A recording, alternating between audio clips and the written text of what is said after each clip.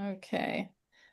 Hello, everyone. My name is Suzanne Parks. I'm the programs manager at the World Affairs Council.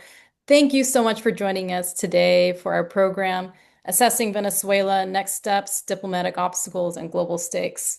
Um, I'm joined by our moderator and former chair, Dr. Richard Downie, as well as fellow experts on Latin American policy and politics, Dr. Jane Jaquette, and Ronna Risquez. We're still waiting for her to join us. But in the meantime, I'd like to introduce Dr. Downie. Now, before I get into that, I just wanted to preface that this is a follow-up discussion from our webinar, which you can find on our YouTube page, which we did in December, entitled Assessing Venezuela, International Law, Regional Dynamics, and U.S. Escalation. Well, since then, there has been some major escalation with the US and Venezuela, which Dr. Downie will guide us through. Thank you so much for taking the time to help put all this together, Dr. Downie. I really appreciate that. And with that, I'll turn it over to you to introduce our speakers and go into the moderated discussion. Well, thank you so much, Susie. It's a real pleasure to be moderating this session, and good afternoon to all of you in the audience. I think you're in for a very interesting update on what's going on in the situation in Venezuela and where we have come, as Susie mentioned, from that first update that we did a while back. We have with us today Dr. Jane Jaquette, who I'll introduce shortly. Also, Ron Risquez, as Susie mentioned, who hasn't come on yet, but I will introduce both of them shortly. The format for today, I would like to do is first give you a little background and context for what we'll be talking about today with the panelists. Then we'll go into a discussion with Jane and hopefully Ronna soon. And then that'll be about 20-25 minutes. And then we'll open it up for questions from you. So if you have a question at any time during this webinar, just go to the bottom of your screen to that Q&A button, and you can click on that and type in your question. And we get to that point, Susie will actually help with moderating the questions to our panelists, and I'll chime in as well. So if please, anytime, just feel free to ask a question, and we look forward to getting to those later on. But we're glad to have you here. So let me, again, before I introduce our panelists, let me give you a little bit of background and context. On the 3rd of January, so just over 6 weeks ago, the U.S. executed Operation Absolute Resolve, which was a very complex but successful operation to capture Nicolas Maduro and his wife Cecilia at Fortuna, which is a military base in Caracas. It was a tremendous operation. They took Maduro and his wife back to New York City, where they are now awaiting trial for narco-terrorism charges and narcotics trafficking charges. And after that, what was interesting, it was the 5th of January, the Venezuelan Supreme Court named Delcy Rodriguez, Maduro's vice president, as the interim president of Venezuela. And she's a hardline Chavista. And she was the former Minister of Oil, the foreign minister, Minister of Economics or Economy and Industry, and vice president. And so she's an interesting character. But what was interesting about this is that unlike what the United States did in, say, Iraq or in Panama, rather than try and install a legitimate democratic government, what the Trump administration decided to do was to keep the Venezuelan government there with Delcy Rodriguez in charge. So, in effect, the removal of Maduro was not a regime change; it was a leadership change, and he kept the same government that was there under Maduro was in place. So but let me give you a little bit of context here, because the under Maduro, he was a very oppressive leader. He was ran the economy into the ground. He was conducting all kinds of illicit activities, and nearly 8 million people left Venezuela during his time. But in terms of legitimacy, you have to go back to July of 2024 for the presidential elections when Edmundo Gonzalez Urrutia ran against Nicolas Maduro. And Maria Corina Machado, who won the Nobel Peace Prize, had been barred from being in that election, but she backed Edmundo Gonzalez. Well, at that time, of course, Maduro controlled the National Electoral Council in Venezuela, and after the election, the that council announced that Maduro had won by 50% of 51% of the vote, but they didn't release the tally sheets from the polls. But what the opposition did was really quite brilliant. They deployed 58,000 volunteers to be poll watchers, and they collected the official receipts from the election called actas, and they were about 85% of the polling stations throughout Venezuela. And all of those tally sheets they collected showed that Edmundo Gonzalez, had won 67% of the vote. So over two-thirds of the vote were opposed to 30% for Maduro. So international observers like the Carter Center and the United States, Canada, EU, many Latin American governments, over 50%, 50 nations recognized the administration of Gonzalez as the legitimate winner of that election. But as I mentioned, the decision by the Trump administration was not to install Maduro back. So where are we now? Basically, the decision by Trump at the time was to say we, United States, will run Venezuela, and we will make sure it's until it is a safe, proper, judicious transition. That's what we will do. They didn't give many details, but until the 28th of January, really, when Secretary of State Marco Rubio testified before the Senate Foreign Relations Committee. And what he said at that time, he kind of laid out the plan for the way ahead. He gave a three-step or three-phased plan, which was first stabilization, second recovery, and third transition. And so where it stands now is that the U.S. has recently established it's an embassy. They closed it in 2019, but they re-established it just last month. Very small presence, of course, to be able to facilitate U.S.'s interests. But the idea is that the U.S. is controlling what's happening in Venezuela from just our ability to leverage the threats of military force of Venezuelan if Delcy Rodriguez doesn't do what we want, and the U.S. is controlling Venezuelan oil exports, and so we're taking the profits and using some and giving some to Venezuela based on a budget that they create. So that's basically where we are now. So what I'd like to do is I'm sorry that Ronna Risquez has not joined us yet, but Dr. Jane Jaquette is a fascinating scholar and speaker. So I know we will have a very interesting and lively discussion about what's going on.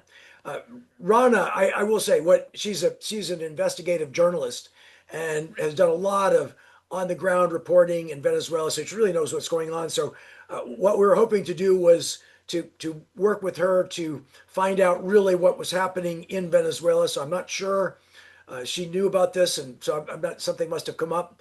She may pop in, and we'll go back to her. But in the meantime, let me go back to Jane and say, Jane, and by the way, Dr. Jane Jaquette is a professor emeritus of politics and diplomacy and world affairs at the Occidental College here in Southern California.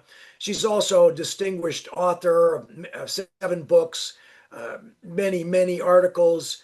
She focuses on Latin American affairs and politics as well as gender issues. But we're just delighted to have Dr. Jaquette with us today. So, Jane, if you don't mind, what I'd like to do is, since Ronna's not here, go into that issue of of what you think about how we are running this situation. I mean, obviously, as I mentioned in the introduction there, or just overview of the situation, Trump has not followed the previous models of Iraq, Panama, and so we do not have a large presence in Venezuela, and we're doing this, managing this from afar.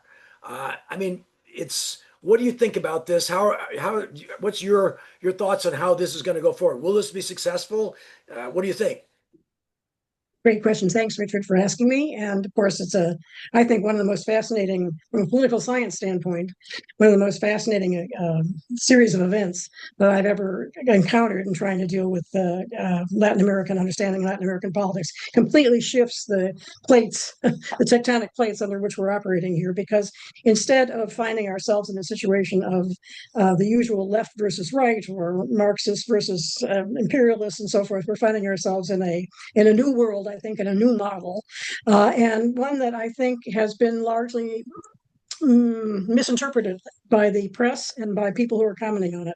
I spent quite a bit of time on the preparation for this morning, going through a packet of clippings I have from newspapers, New York Times, the Wall Street Journal, and so forth, and found that there was a lot of concern about or a lot of attention paid to grabbing the oil. That somehow what the motives of the Trump administration were to grab the oil, and this was, of course, in a background where Trump's economic interests in oil and various other businesses is well known, and it was kind of portrayed as a very personal uh, expansion of his ego, if you want, and his pocketbook into the situation of the Venezuelan oil, which, as everybody knows, has the biggest known oil reserves of any country in the world.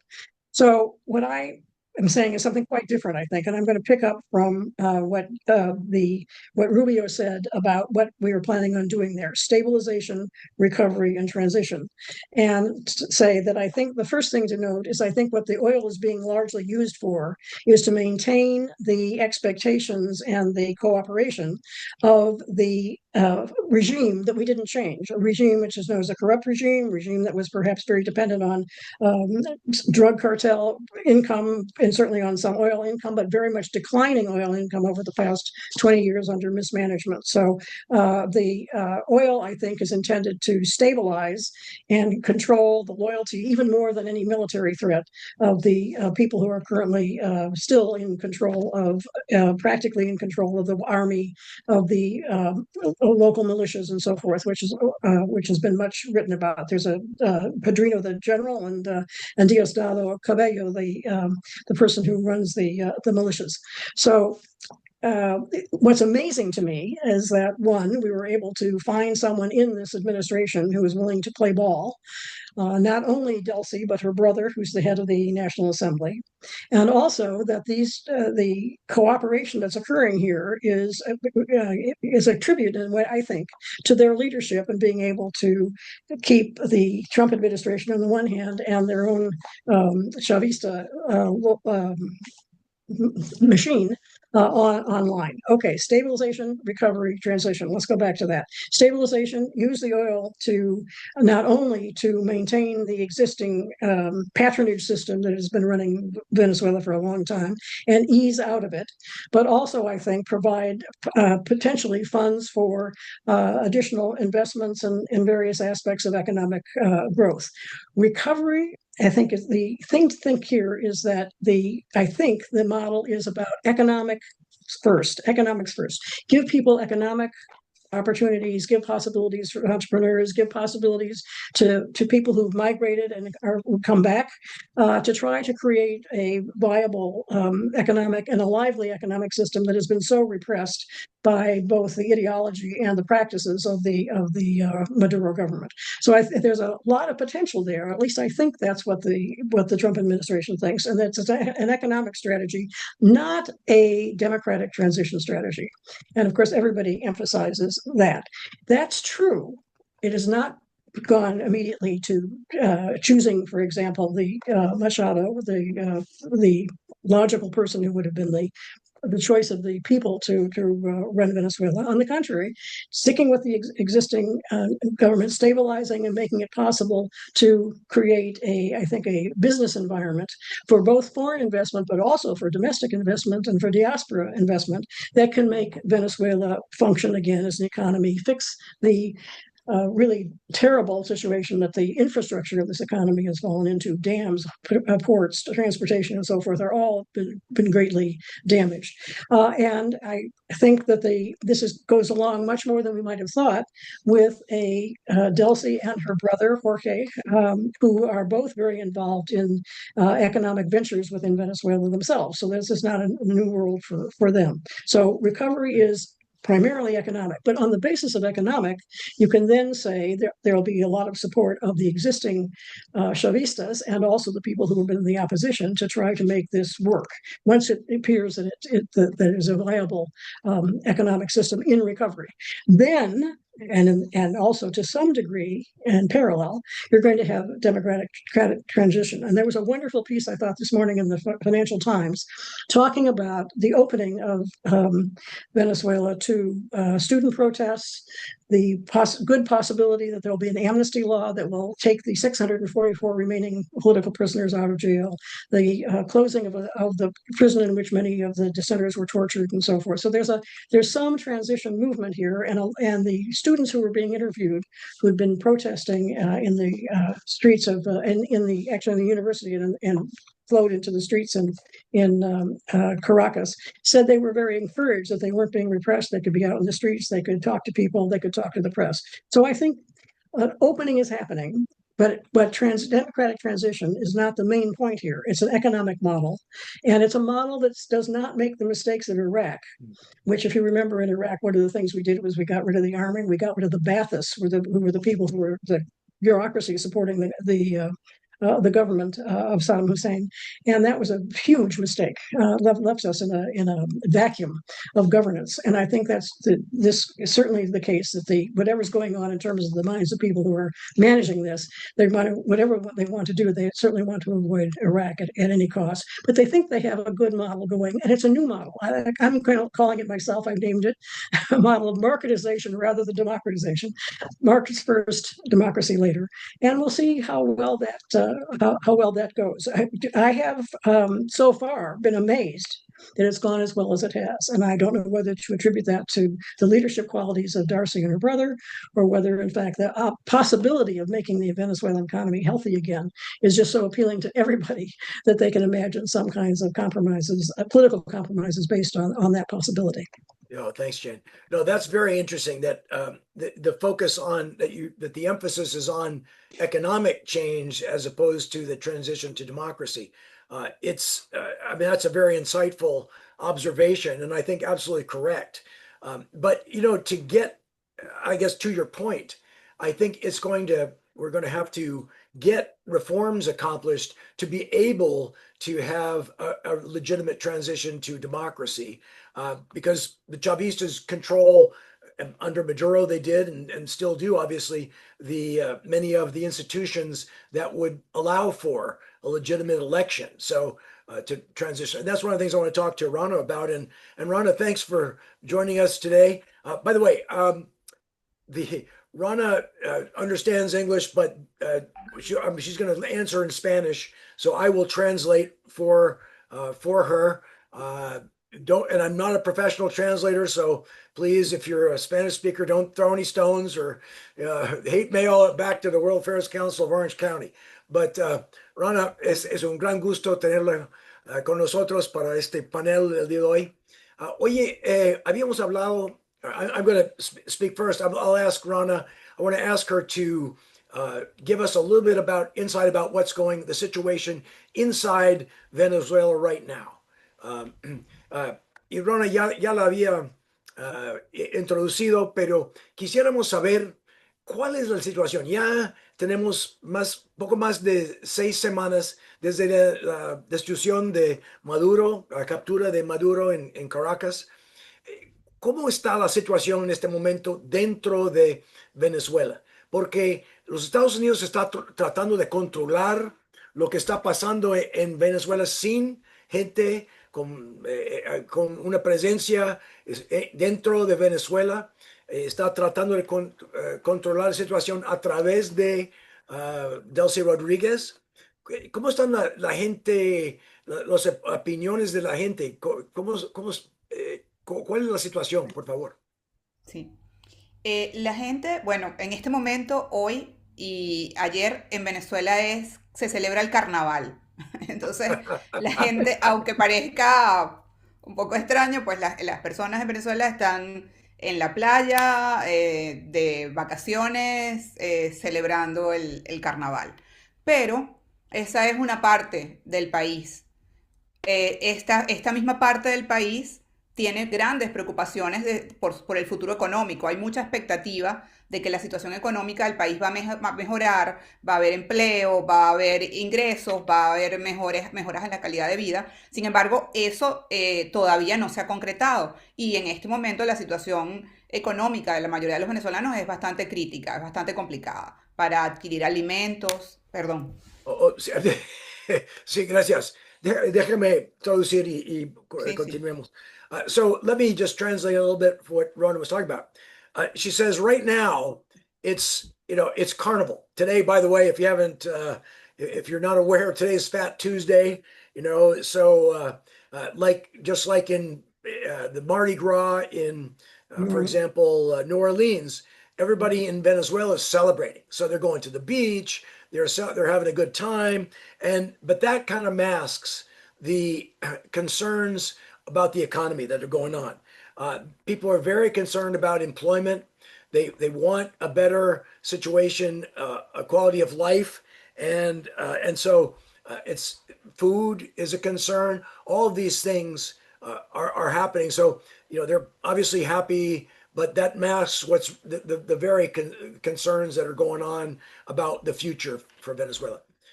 Rona, una cosa. Well, I'm going to ask Ronna right now. Also, one of the things that was a concern that motivated the Trump administration to capture Maduro was to stop what Secretary Marco Rubio called a mafioso paradise, and where things were going on, illegal activities, the transit of drugs, illegal gold mining, all kinds of different things that if Maduro didn't know what was going on, he was aware of it, and so with the essentially the same government there, are these same illicit activities going on just without Maduro? ¿Me entendió, Rona, la pregunta? Un poco, sí, o sea, como Ok, déjame, entonces, la pregunta es lo siguiente. Ya, bueno, ya está pasando toda esa cosa en Venezuela, pero antes de la destitución de Maduro, ah, Venezuela funcionaba como un paraíso mafioso. Entonces, están en este momento, ya que Delcy Rodríguez está presidente, hubo vicepresidente bajo Maduro y todas esas cosas estaban pasando, esas actividades ilícitas, narcotráfico, minería ilegal de oro. En este momento, con el mismo gobierno, están pasando las mismas actividades que pasó antes de la derrota de Maduro. sí, bueno, voy a explicarlo. Antes una cosa agregar a la pregunta anterior. A la descripción de lo que pasa en Venezuela hay que agregar que también hay una crisis todavía por la liberación de los presos políticos. Hay familiares de los presos políticos en huelga de hambre frente a las prisiones esperando que sus familias sean liberados. Y pues hay acciones como la que ocurrió con el líder político de oposición Juan Pablo Guanipa, que fue liberado y luego fue encarcelado nuevamente en menos de 12 horas. Entonces, bueno, esto es importante porque esto también forma parte del contexto actual venezolano dentro del país. Okay, let me translate a little bit. And so Ronna is answering actually the first question, not the one I just said. And so she said, another concern that she wanted to highlight was about the release of prisoners. And she said, the families are very concerned. These people in prison who are not released, they're not well fed, they're not cared for. And she named a ¿quién fue el nombre de Juan? Juan Pablo Guanipa Juan Pablo Guanipa, ¿y qué posición tenía él? es un líder de la oposición muy cercano a María Corina Machado. Okay, so Juan Pablo Anipa is an opposition leader who was released, but then 12 hours later, they put him back in jail. So there's a real concern about how this release of prisoners and just the environment of the government is in terms of how the politics are going. But, por favor. Ok, con respecto a la segunda pregunta, no hay, es difícil pensar que las cosas hayan cambiado mucho cuando toda la estructura que gobernaba Venezuela sigue estando prácticamente intacta. Se cambió a algunos de los funcionarios militares de las zonas, en lo que Venezuela se llama como zonas, la SODI, la REDI, que son como unas zonas específicas donde hay líderes militares que controlan como todo lo que tendría que ver con seguridad. Entonces, estos jefes militares fueron cambiados, pero todo el resto de la estructura sigue allí. Entonces, esta es una parte, voy a seguir respondiendo esto. So the concern really is that, and now I'm answering that, or Rona's answering that second question about illicit activities.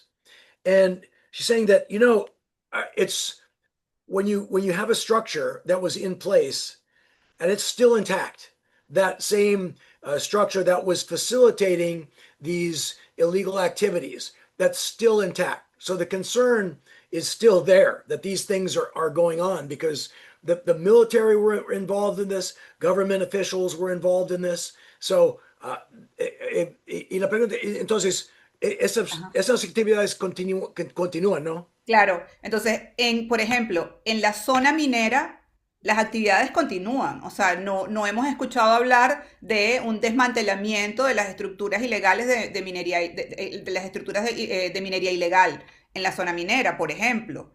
En las zonas fronterizas, el ELN sigue estando. Por ejemplo, en Apure, en Táchira, en Zulia, que puede haber una modificación en sus acciones, pero siguen estando allí. O sea, y en la zona minera siguen estando los mismos grupos que estaban antes de la captura de Maduro y siguen operando. Entonces, eso es lo que estamos viendo. Okay, gracias. So what Ronna is saying, again, in response to that question of, okay, what has changed? Are those same activities continuing?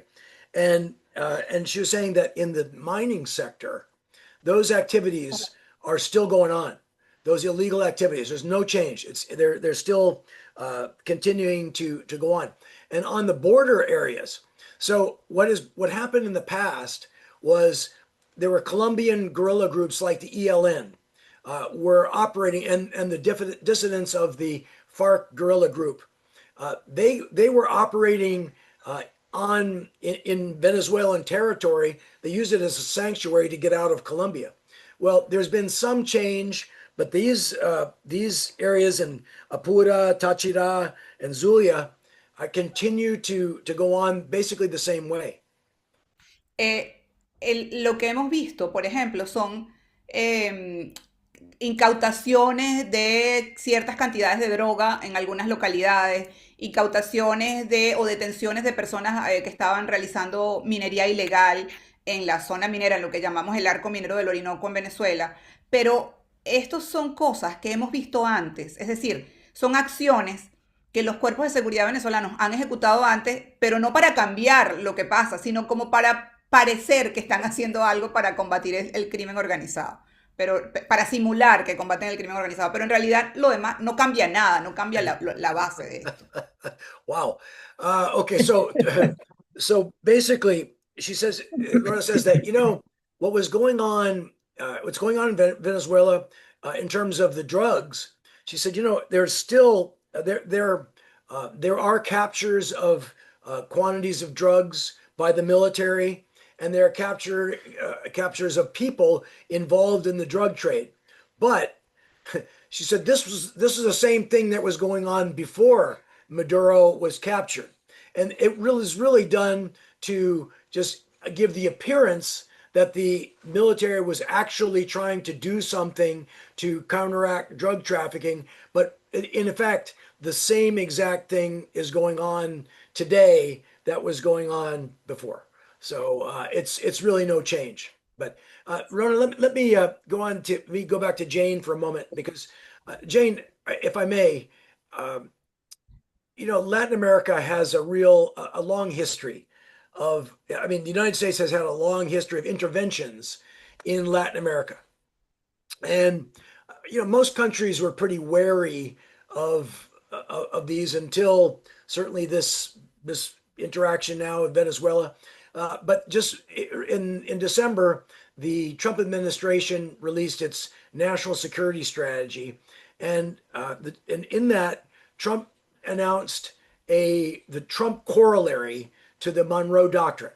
Now, basically what he was saying was that the United States will be the predominant power in the Western Hemisphere, and we reserve the right, essentially, I'm paraphrasing here, but we reserve the right to intervene in countries if is a threat from extra hemispheric powers like China or Russia or Iran, or if we feel there's a situation of instability.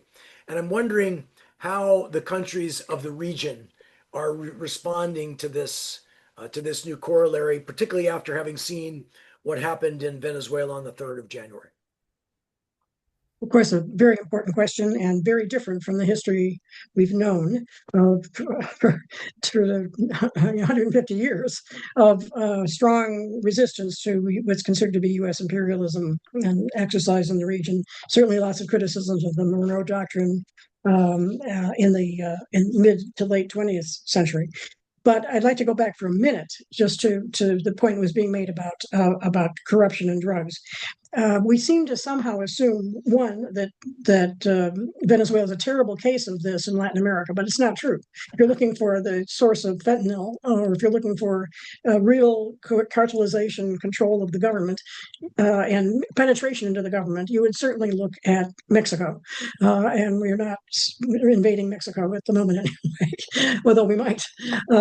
So I would say that first, that Venezuela has been made up to be this big threat, but it's not a threat in the bigger scheme of corruption and drug related cartelization. Compare Colombia, compare Peru, compare other countries, especially, and I think in terms of impact on the U.S., especially Mexico. So I'd say first, let's bear in mind that was part of the excuse for going into Venezuela as opposed to what I view as the reality, which is to try to bring Venezuela into a different relationship to the long-term relationship to the United States. So that's one. And the second thing I would say is that there's somehow the notion that we can't have governments that survive with corruption denies even American experience. Of course, corruption and governments can go together. Sometimes corruptions make governments more stable. I very much doubt that we're going to mess in any early kind of time with the situation of the drug cartels and the relationship to the government, which is another source of income and support and so forth for maintaining the stability of governance of the country. Now, does this mean that the people who are currently in can never be moved out because they have those connections? I don't think so. But does it mean that we're likely to be able to clean up the Venezuelans' act? I don't think that either. But I just had to comment on the fact that I think that this is not something that we're going to see happening or a focus even in any near term. Now, turning to Latin American responses. I think the first thing to really pay attention to is how unpopular Maduro was among many Latin Americans, people as well as leadership. And so, although there's a lot of attempt of the part of the leadership to say we're going to resist U.S. control and power and Trump corollaries and so forth, there's the pressures there, but it's not coming from the people. And there has been a huge swerve to the right in Latin America. Left-right politics, it seems to me, go in waves. And we have to remember that the early part of the 21st century, there was an alliance between Chavez, between Venezuela, Bolivia, and Ecuador to resist U.S. imperialism. And there was a lot of support for what was called left-wing populism at that time. It was very considered to be the new wave of what was happening in Latin American politics. We're now in the response to that, I think.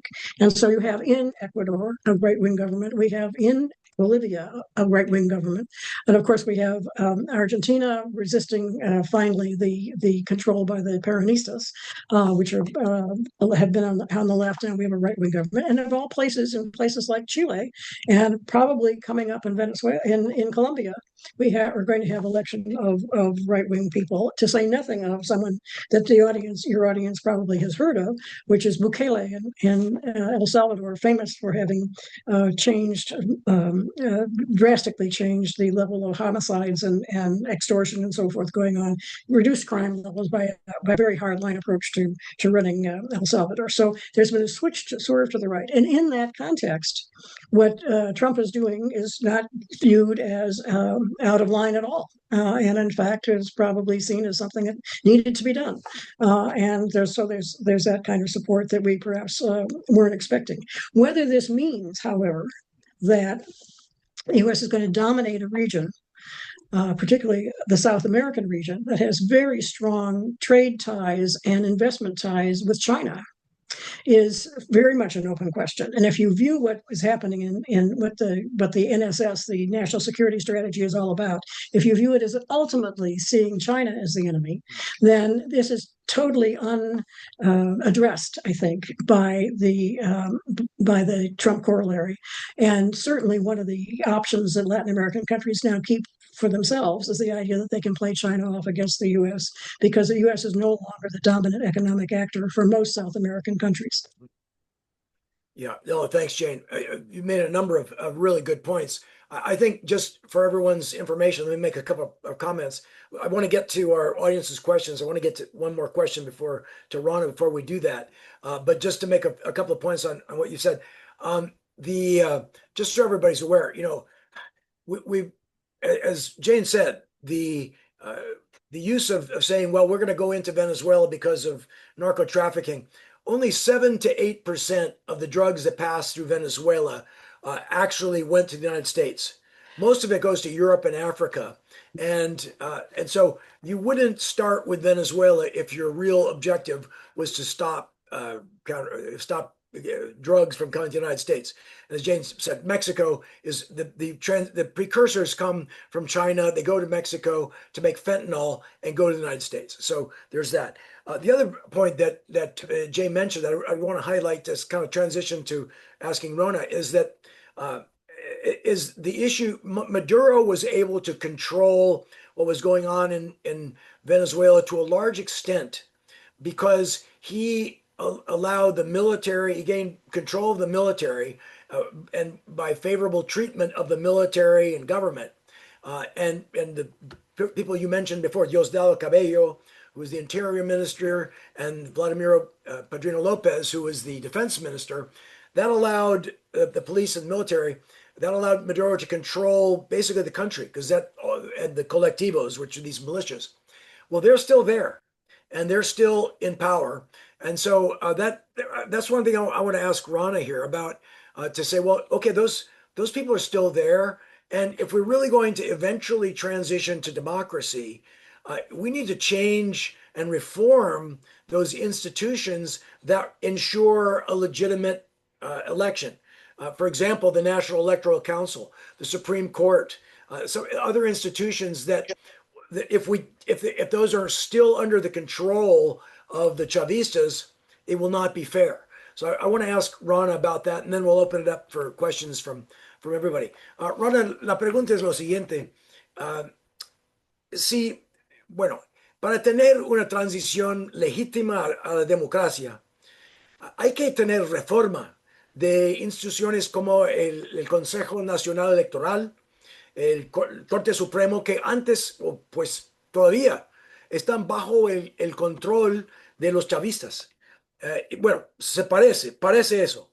Entonces, para tener una transición verdadera a la democracia, parece que hay que tener un cambio, una reforma de estas instituciones y otras.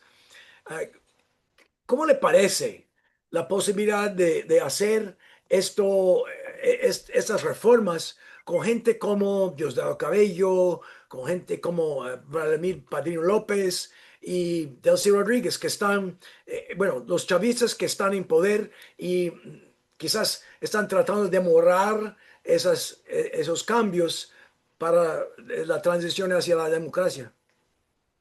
Bueno, yo creo que en realidad siempre lo que he pensado es que pues la lógica parece que las personas que destruyeron el país pues no creo que sean las idóneas o las capacitadas para reformarlo y recuperarlo. Pero apartando eso, que es lo básico, tengo otras observaciones y comentarios sobre esto. Justamente, creo que fue ayer, sí, ayer, la presidenta encargada nombró como ministro, como viceministro, a una persona que se llama Luis Alfredo Mota Domínguez. Fue designado como viceministro de seguimiento de gestión de gobierno. Es decir, lo metió en un cargo de su gobierno que depende directamente de la presidencia de la República.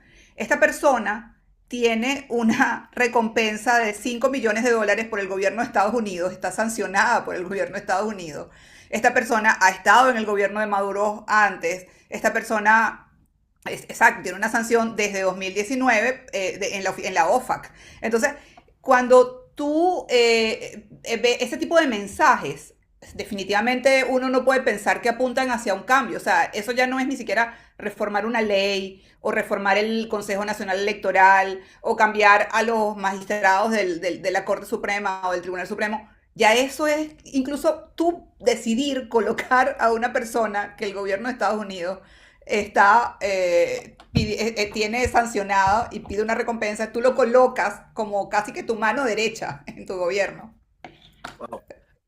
Déjame traducir. Wow.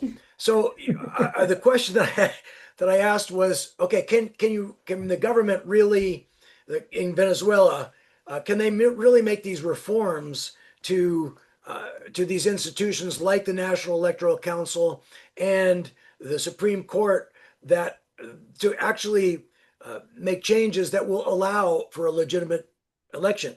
And Ronna answered. She said, look. She said, yes, the people that are in place are not ideal. But she said that, as an example of what's going forward, Delcy Rodriguez, the interim president, just named as her minister of government, essentially her right hand man, a guy by the name of Alfredo Munoz Dominguez. Mata Domínguez, Mota Domínguez. Mota Dominguez, who was sanctioned by the United States for getting $5 million in bribes, and this is the guy that is the United States recognizes that he is a criminal, but Delcy Rodriguez, the interim president, has now named him as her right-hand man to control what's going on. So she said, it's highly unlikely that the people that she's choosing have a vested interest in trying to make the reforms of these institutions like the National Electoral Council or the Supreme Court to actually make the changes that would be necessary for this. Y esta persona, o sea, justamente uno de los delitos por los cuales está, el delito global, es porque ha participado, según Estados Unidos, en actos de corrupción significativa, o sea, en grandes actos de corrupción. Entonces, y uno pudiera decir, bueno, pero Diosdado Cabello, que está en el indictment de Maduro, es el ministro de Relaciones Interiores, pero vamos a darle la posibilidad de la duda, ¿no? Y decir, bueno, pero es que Diosdado ya era ministro y tiene un control sobre las policías y tiene un control sobre los grupos paramilitares, entonces pues de alguna manera es útil para la presidenta encargada o lo necesita de su lado, pero a este señor Mota Domínguez no. Entonces, ¿por qué lo nombra? Well, no, Mm. that's interesting because she said that, for example, Diosdado Cabello, by the way, this, if you're not aware, Diosdado Cabello in Spanish means God-given hair. He really does have good hair. But anyway, it's he's the minister of the interior, a very powerful guy in Venezuela, and he controls the police and the paramilitaries. So this is a guy who is useful for Rodriguez to keep because he has such power over the police and the military. So, to keep them in line, she's keeping a guy like this very powerful minister there. But a guy like Mota Dominguez, who is recognized as a corrupt criminal by the United States, this is just not consistent with something you would expect to see in a government that wants reform. But anyway, we better I want to get to some of your questions. So we'll continue obviously with Jane and Ronna. But thank you both. This has been fascinating conversation. So Susie, let me ask you. You've been watching the questions here. Why don't you please present the questions? I'll chime in as well for from our audience that are listening. Thank you. You're on mute, Susie. Thank you. Some really great questions as the conversation was sort of flowing. A bit of apathy at at the progress of the country, given, all of the efforts from the United States. I just, because there was a lot of like, comments and concerns of how effective is this going to be? Are things actually going to change? And how hopeful do you think, how hopeful are you guys that that there will be any substantive change in Venezuela, given everything that we just talked about? Let me just translate for Ronna, make sure that you got it. Entonces, Ronna, la pregunta es, ¿qué expectativa tiene usted que vaya a ser cambio dramático y efectivo en Venezuela después de toda esa situación? I don't know. Let Ronna answer first, and Jane, you probably want to chime in. Ok. Yo, bueno, no, en este momento no creo, lo que estamos viendo, hay unos cambios, pero no creo que todavía podamos hablar de cambios significativos. A mí me parece que un elemento importante es todo lo que tiene que ver con la estructura de cuerpos de seguridad y de grupos armados, estatales y no estatales. Venezuela, lo repito, no tiene, no tenía o no ha tenido la posibilidad de convertirse en Irak ni en Libia, o sea, no tiene una posibilidad de que haya una guerra civil en Venezuela. Los grupos armados tienen unas lógicas diferentes, pero sigue habiendo cierta estructura, sobre todo los colectivos, y además sigue estando el ELN en territorio venezolano y los grupos policiales están bastante fuera de las instituciones, es decir, no responden necesariamente a la lógica de las instituciones. Gracias, Ron. So there have been changes already in Venezuela, but they haven't been significant changes.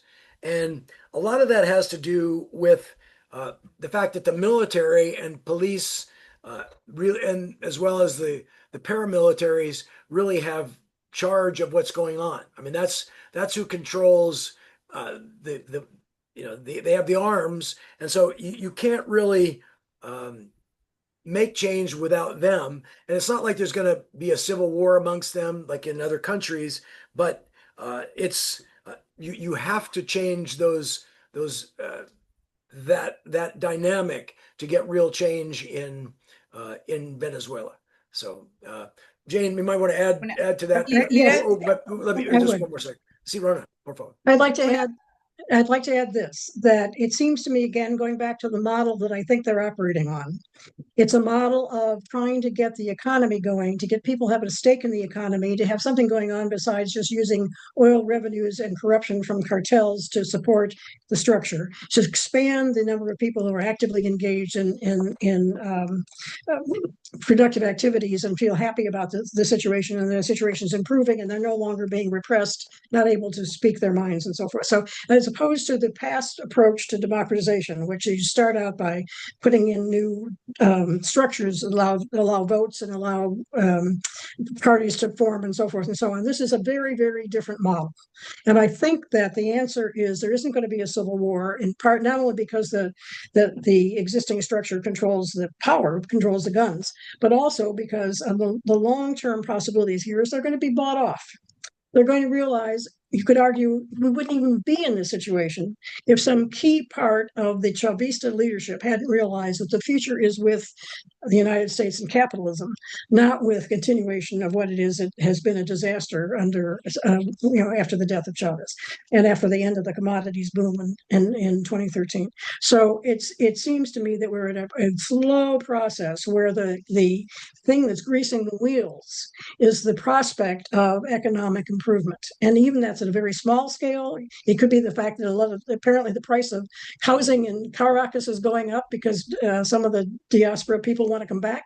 It's going to be small scale entrepreneurship. It's going to be private sector stuff going on that could be released by the fact that the system is changing. So if you see this as a very complicated, intermixed process of trying to move from economic prospects and improvement and so forth to the openness to real democratic participation. I think that's the way you have to think about it. Now, why aren't we having enough change in the electoral laws now? But how is the economy, how rapidly can the economy change in an effective way to make people keep hope up that the future will be better? And they, of course, they've been in opposition for a long time, many Venezuelans, both outside and inside the country. They're going to be tracking what's happening with increased democratization. But I think the means and the nonviolent, or the possibility of nonviolent change and getting off ramps for people like Diosdado Cabello are going to be economic growth and economic prospects that don't depend on top-down control of the oil revenues and don't just depend on being able to have corruption that pays off the military, for example, if you allow drugs or other things to pass through the system. Yeah, I have several comments to make, but we probably ought to get to more questions, Susie. Thanks.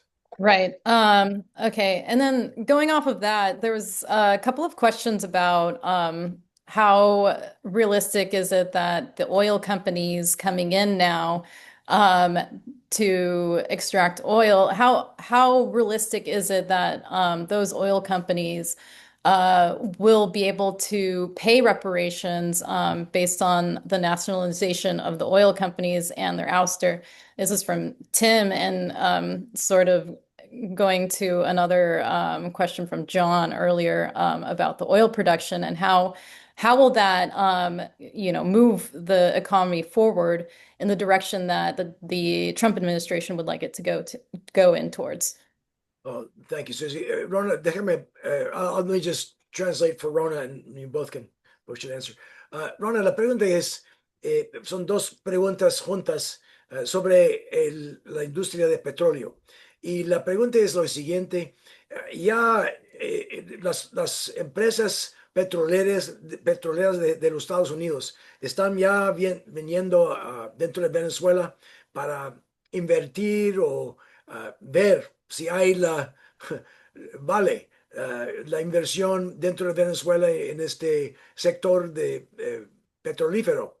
Entonces, ¿qué posibilidad y cómo le parece la situación que se va a mejorar la situación económica dentro de Venezuela, y por cuánto tiempo va a tomar para hacer esta recuperación de la industria petrolera?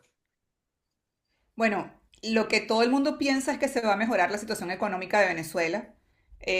no solamente por la industria petrolera, sino porque, bueno, se le quitaron las sanciones, se abrieron los vuelos, se están abriendo una serie de opciones que movilizan, ¿no? El país, la economía. Sin embargo, vuelvo al punto anterior, o sea, puede haber en este momento mejoras y cambios en lo económico y eso puede verse también en mejora para la calidad de vida de los venezolanos, ¿no? Pero también tenemos que ver que no, eso no significa que estemos avanzando en cambios hacia la democracia y las libertades.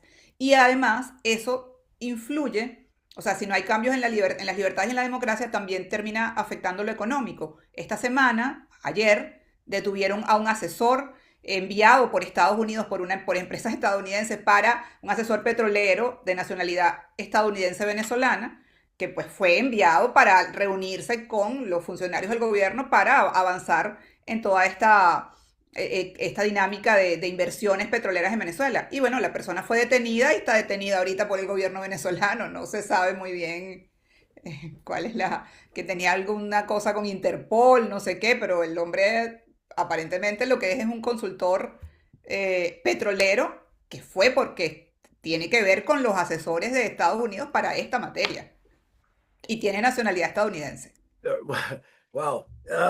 So part of this, first off, a lot of that matches actually with what Jane was saying. He said, yes, people in Venezuela are very anxious, are very optimistic about the oil industry doing well and helping the economy, but they're more concerned about the economy overall. The people want jobs, they want more employment and better quality of life, and part of that is coming from greater democracy and liberties. They just want these things to move ahead. But Ronna also mentioned that she said, just yesterday there was an advisor came in to Venezuela. He was a dual U.S. Venezuelan person, but a U.S. citizen, advisor to the oil industry. He came in to help, and he was detained by the Venezuelans.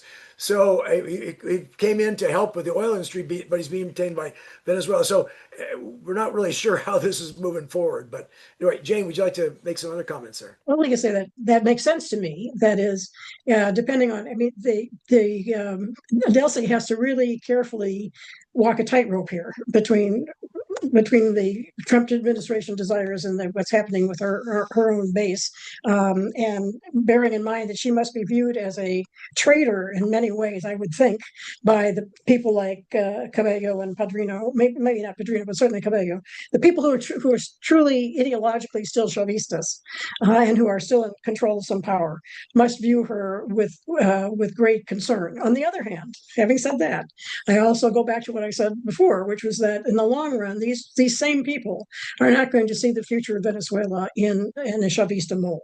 They may want to hold on to some of the purity of their position, and that's what it seems to me detaining a person like this might involve. It's a performance thing in that way, and then yet be able to still move forward in this kind of mixed model, this what I call marketization model of trying to get to transition, and that's not going to be something that's going to be seen dramatic.